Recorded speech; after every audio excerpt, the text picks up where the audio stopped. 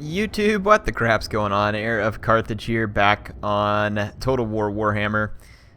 This is a replay that one of my viewers sent me that was kind of a Death Star army composition that he came up against, or the Death Sponge, as I think I once called it. And he said that he used the Dwarves, and I was curious to see this. I didn't have time to play any battles myself because of how busy I've been this week, not tonight at least, and I wanted to see how this turned out. Because obviously I've never tried the Dwarves much against the Vampires. Maybe early on when the game came out before people realized how powerful Vampires were. So yeah, that was probably the last time I'd tried such a thing. So let's take a look at the Dwarf army over here. I see they have a great cannon up front, which ought to give them nice range and let them put some damage down from a distance. A couple of Thunderers, some Slayers, Ungrim Iron Fist seems to be the pick of choice. I wish they would do some stuff with Thorgrim to make him more of a viable choice. Let's see, it looks like we have three Longbeards up front and an Ironbreaker, and then nothing but heroes. Thane, 2 Runesmiths, so a very, very small dwarf army. I see 2 Fell Bats for the Vampires, and they're not quite a Death Star here, but they are lined up in a Wraith in front of Crypt Horror type attack, ready to use the Invocation of Nehek, I'm quite certain. We do have an attack order from the cannons on the bats at the moment. Yeah, we'll see whether or not that does anything. I would think he wants to fire at this blob as soon as it's in range, and he does immediately switch targets. In fact, he's targeting the Necromancer, who, the Vampire player here, letting the Necromancer get ahead is definitely not the right proposition. He needs to be keeping Von Karstein and the Necromancer behind this blob of units. So if this player is maybe new to using this type of vampire setup, he's definitely taking a big risk here. And if given enough time, the cannons can cause a significant amount of trouble. And it looks like this vampire player having a little bit of trouble moving his sponge around here. See his guys kind of peeling off in different directions. Maybe he intends to do this, though. I don't know. The best way to do this is just to stick all your guys in a blob from the beginning, put them in a hard group, and then you can easily move them all at once with one click. And then if you wanted to, you could micromanage smaller groups of them around. But right here, having these guys separated out is dangerous, and it's definitely not good. So cannons getting some good shots on the Crypt Horrors. Looks like the infantry's moved up to protect the cannons. Thunders are opening fire, and so here's one of the few times when I kind of like gun units. Of course, I think crossbows are just as good, but Crypt Horrors are huge, and your guns can fire over your own men and hit them. Slayers being brought forward to face the Crypt Horrors. Crypt Horrors just have so much momentum and mass that they plow right through the infantry and into all the hammers. Here comes the Fell Bats right into the cannons where you expect to see them. Looks like we have some different magic going on here. Rune of Oath and Steel being popped, which is going to improve the leadership and melee defense. Right off the bat, some Crypt Horrors taking some decent damage. But let's take a look at some of the Dwarf units. The Slayers here taking an absolute throttling at the moment. But here comes the Rune of Oath and Steel. Rune of Negation, so the damage resistance. Now this is going to be handy. And then look at the Ironbreaker positioning here, pitching all of their blasting charges right into the middle of this vampire mess here. And that's going to be dealing significant damage all over the vampire units. I haven't seen any invocation of Nehek. Let's see how Ungrim is surviving all this. The Runesmith's alive. Ungrim is alive and well. Got a Slayers, Longbeards, Rune of Oath and Steel. So now the vampires are surrounded, and having the 2 Runesmiths here is going to allow the dwarf player to pretty much consistently use that. Let's see. I see an invocation of Nehek.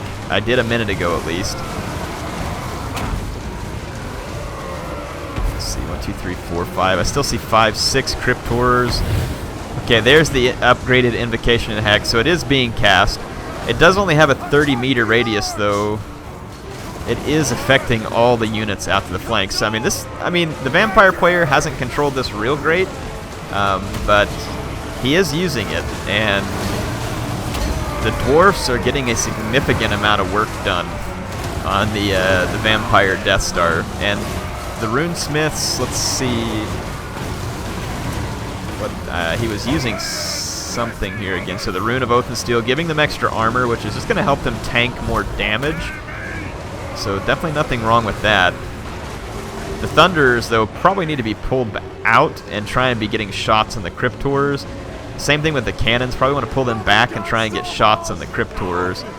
So both Thunderer units, yeah, right here. Here we go. This is good. If the Dwarf player can disconnect these Thunders, they can do a lot of damage. I can't see the magic pool for the Vampire player. These Slayers are going down with only 5 kills. I don't know how much damage they have dealt. They do have an XP chevron, so they may have dealt some pretty significant damage. Ungrim's still in very, very good shape. The Vampire's just not causing any damage. Invocation of Nehek dropped again, so Vampire units being healed again. The Dwarves are lasting quite well, and honestly, if he can use the Rune of Negation twice more, the Vampire player's probably running low on mana. And the Dwarf player might be able to tank this out. Really needs to get these Thunders out of the fight. He made the mistake here, and these ones are gone. There's the Rune of Oath and Steel again. Hardly any kills for the Dwarves. I mean, it's looking pretty decent for the Vampires at the moment. They've still got almost all their Cryptors. This is the only unit over here that's kind of falling apart. So, I mean, like I said, it's looking pretty good for them. This Ironbreaker, though, is in really good shape. Longbeard's here. Okay, there's the Rune of Negation coming in. So that's a big deal. The Rune of Negation, 44% damage negation, though it doesn't last very long, which is, I think it ought to last just a little bit longer for the Runesmith. But then again, maybe not, because maybe it'll be OP. But here it comes again. So the other Runesmith casting the Rune of Negation. Doesn't last real long, but it gives them these brief moments where the Dwarves are probably taking almost no damage. Necromancer still very much alive. Von Karstein taking a little damage, but still very much alive. And again, the Thunders finally being tried to pull out again. Let's see if they make it this time. They keep getting caught up on the Crypt Horrors. Let's get in here close and watch some of this combat. Or actually, hold on. Just want to see what's underway here. Foe Seeker, and then okay. So basically, the cannons are now firing. The Thunders just keep getting pulled back into combat by the Cryptors. The Dwarf player doesn't seem to be able to micro them away at the moment. Okay, Vampires are debilitated. Says they're crumbling. The Vampires have a general... Some of them say strong and binding, and some are crumbling. You have a Longbeards. This is going to be pretty close. It's slightly in the favor of the Vampires on the balance bar. Von Karstein's a little bit beat up. Ooh, the Necromancer. The Necromancer's taking damage. This is dangerous. This is dangerous right here for the Vampires. If this Necromancer takes it, it's going to be over. The Vampire player really needs to pull this Necromancer back further into their own troops to keep it safe. This is one of the risks of using this strategy. You've got to keep Von Karstein and the Necromancer both safe, and the Dwarfs are getting really good attacks on him right now, and the Dwarves are being protected by the Runesmith. Their leadership makes it much harder for the Vampires to rout them. Longbeards and Ironbreakers and Slayers are not going to be easily broken by the Vampires, and the longer this fight draws on, the more dangerous it becomes, because the Vampires just lost their Yep, that's it. See that? The Necromancer's gone, and all of a sudden this thing starts falling apart. Absolutely falling apart. So the Vampires are starting to disappear. They had a numbers advantage, and they were doing pretty well, but because that Necromancer wasn't protected, that's what's going to turn this battle in favor of the Dwarves. The Dwarves will take this one home. With the Runesmiths casting their support runes here, the Vampire army is going to fall apart. So what's left of the Dwarves is actually going to pull this off. So even though the Dwarves made some mistakes with their Thunders, they could have done significantly more damage with their Thunders, but they didn't. But yeah, all of this buffing from the Runesmiths is going to be really handy. Here's Von Karstein, and he's now fighting in the midst of the Dwarves. The dwarves continuing to feel the effects from their runesmiths. The vampire army just crumbled. Von Karstein dies with them, and it is a Pyrrhic victory for the dwarves. So that actually was an interesting replay, and I appreciate the person who sent that. That was interesting to watch. So I think there's a few key things to talk about here in terms of results. So the dwarf player sold all in with these runesmiths. Interesting strategy. What that means is effectively he can cut the cooldown time in half, which means that he can use the rune of negation every 45 seconds roughly, or use it pretty quickly twice within a 90-second interval. So that gives him more time with rune of negation, which can negate quite a bit of damage.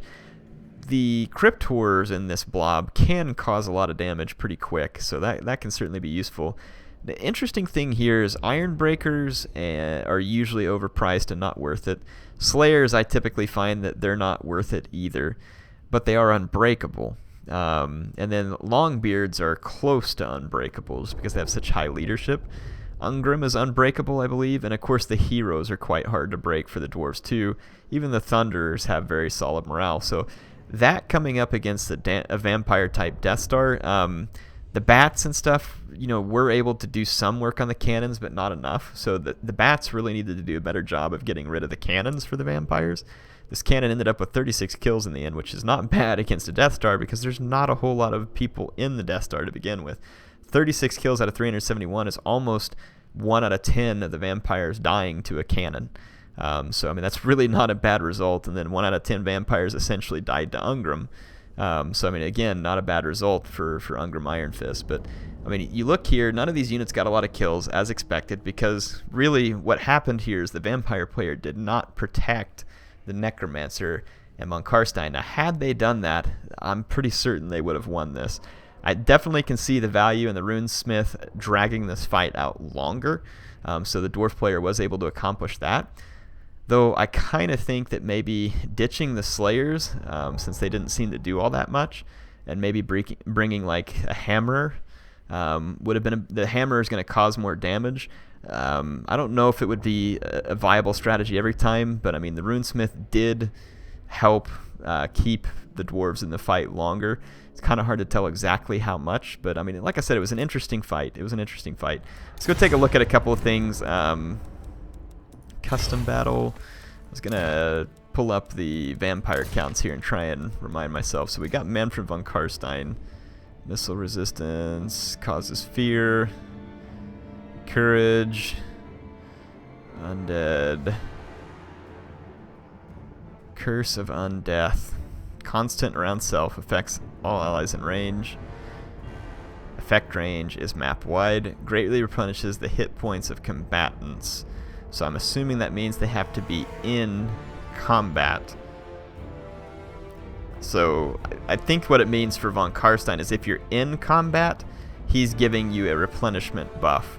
And then of course you have the Necromancer, who, let's see, Master of the Dead. So this is an effect range of 30 meters, so they have to be very close to the Necromancer, and it replenishes the hit points of combatants. So that's why this combination can be potent. So the Necromancer has to be within 30 meters, and that's why you kind of see like the little tight circle formation sometimes. Von Karstein, on the other hand, if I understand this right, it looks like that his effect is because it looks like if people are in combat, they gain some energy. Yeah. Anyway, so that's the interesting piece of that. And again, if we take a look at the dwarves, Ungrim is unbreakable, if I understand it right. Courage, hide, charge defense against large, magic resistance, missile resistance. I think he's unbreakable. So Ungrim is unbreakable. The Slayers are unbreakable. Hammerers are only 100 more than Slayers. And I definitely feel like what probably would have been a better option here, I don't mind Thunderers. You just have to remember they're good at armor piercing, but they don't get a fire arc. I kind of think that if the Dwarf player would have maybe done something like this, like let's get a couple of Hammers instead of the Slayers, we'll still bring the Iron Breaker. The cannon is fine, if that's what he wants to bring. He gets long range with it, so let's throw the cannon in there. And then let's see, what else did he have? He had, let's bring 2 Quarrelers instead of the Thunders. I almost kind of feel like, oh, and he had all the heroes, so let's get his Thane and his 2 Runesmiths. So that leaves him with some money here. He had a Longbeard, which, I mean, again, a Longbeard is close to unbreakable. It's definitely a good unit. It encourages other units. We could throw the Longbeard, and honestly, because of the setup he has here, he could bring another Ironbreaker. And to me, this army would have been much more potent. You just kind of stand back. Now, these Quarrelers can hold their own against fell bats, and they can shoot them out of the air, which that'll keep your cannons safe. You still get your heroes to help support your troops. You get 2 Ironbreakers, which can do more blasting charges. You get the Hammers, which can do more splash damage, because they're a damage dealer. So if we look at this unit has a strong emphasis on dealing damage. So, weapon strength, melee attack. I don't know where it says anything about splash damage, but these guys do a lot of damage. The Hammers are the ones that you want in there to do the damage. So to me, I like this combination a little bit better than what he had. But I mean, I get what he was going for. The Runesmiths keep your guys in battle. The Thunders could have technically been back from the fight and still shooting the Cryptors, which would have been pretty effective and would have definitely helped out in this fight, even if the Vampire had done a better job protecting the Necromancer and von Karstein. So that's actually kind of cool. I wouldn't mind seeing some more Dwarf versus Vampire in this kind of scenario where the Vampires are blobbed up. That really might be one of the few examples where a Dwarf army might be useful if you get the right stuff. I'm not certain of it. Tell me what you think in the comments. Do you think that a Dwarf army is capable of standing up to the Death Star if both were in capable hands? And if so, how do you think that plays out? HeirofCarthage signing out for now. I'll see you all next time.